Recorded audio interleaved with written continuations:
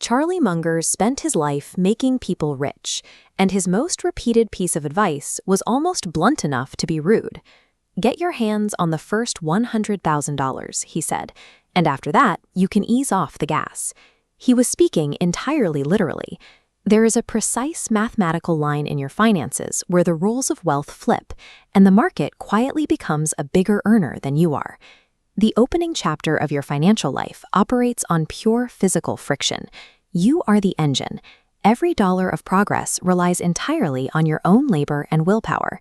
You earn a paycheck, you refuse to spend a piece of it, and you stack it somewhere it can grow. This diagram illustrates the arithmetic that makes this phase so uniquely painful. When your account holds $10,000, a strong 7% year in the market produces exactly $700 for you over 12 months. That is a decent dinner out. It is not a life change. Meanwhile, a wealthier person's portfolio can generate a normal person's entire yearly salary in a single good afternoon in the market, with zero physical labor attached. You can save aggressively for 3 years and look up to find a balance that still feels tiny compared to the sweat you put in.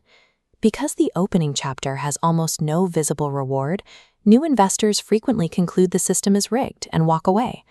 That invisible reward explains exactly why the vast majority of people abandon their financial plans. They stop pushing right before the curve bends upward.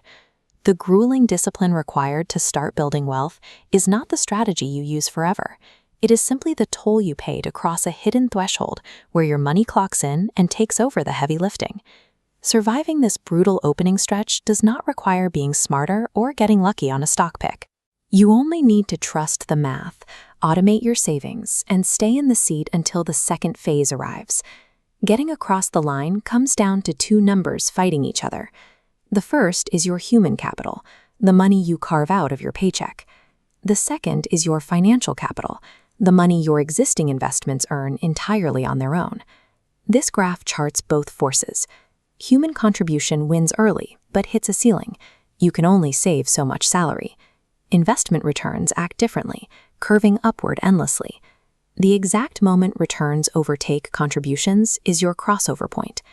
You can find this threshold for your own life on the back of a receipt tonight. Take your total yearly investment and divide it by a standard 7% expected return. If you can manage to invest $500 a month, that is $6,000 across the year. Divide $6,000 by 7%, and your crossover point lands near $86,000. The instant your balance crosses that specific number, your portfolio officially out-earns your physical labor. You become the junior partner in your own wealth. To see how dramatically human effort shrinks past that line, consider a 25-year stretch for 2 investors, Terrence and Renata. Both of them just hit $200,000 in their accounts. This chart tracks their balances. Renata aggressively adds $1,000 monthly for 25 years. Terrence stops saving entirely, letting his initial $200,000 ride. Fast forward, Renata lands at $1.8 million. Terrence still finishes with over $1 million. Renata poured in $300,000 of her own sweat over those decades. All of that labor bought her a fractional slice of extra ending wealth, about $750,000. But Terrence saved nothing at all, and his pile grew more than 5 times over, carried entirely by market returns. Aggressive saving always helps raise your final number, but once the market takes the wheel, grinding twice as hard on your savings rate buys you a smaller and smaller percentage of the final result. The hustle era is mathematically over. When manual saving matters less, the job description changes. The primary goal shifts away from working harder and focuses entirely on not interrupting the compounding process. You stay invested through the boring and brutal years because sitting out on the sidelines collapses your returns.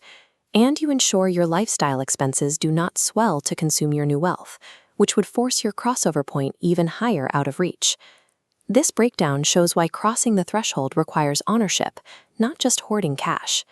A high-yield savings account paying 4% looks safe, until you factor in inflation running near 2.7%. That quietly eats most of what the bank hands you. Cash does not genuinely compound, and it never crosses the line. Failing to recognize when you've won leads to a quiet tragedy. Dominic worked double shifts deep into his 60s, terrified that he hadn't done enough to secure his retirement. He sacrificed the last good years of his youth because no one told him his invested money had long ago passed the point where his labor mattered. He spent a decade needlessly buying financial security he already owned. Crossing this threshold does not buy you a luxury yacht. It buys you a passive, invisible second income working quietly in the background while you sleep. It provides the breathing room to absorb a sudden expense without spiraling. It makes walking away from a toxic boss a completely viable option. It allows you to take a job that pays a little less but leaves you alive at the end of the day. The frantic, stressful chapter of scraping together every spare dollar is not a permanent state. It has a strict mathematical expiration date. Take out a receipt tonight. Divide your yearly investment by 7%. Find the exact number that changes how hard you have to push. I want to hear where you stand on this timeline. Down in the comments, let me know. Are you still suffering through the invisible grind of phase 1? Or have you finally felt the quiet freedom of your money out-earning you? Tell me the number you are chasing. Your story might be exactly what keeps the next person from quitting.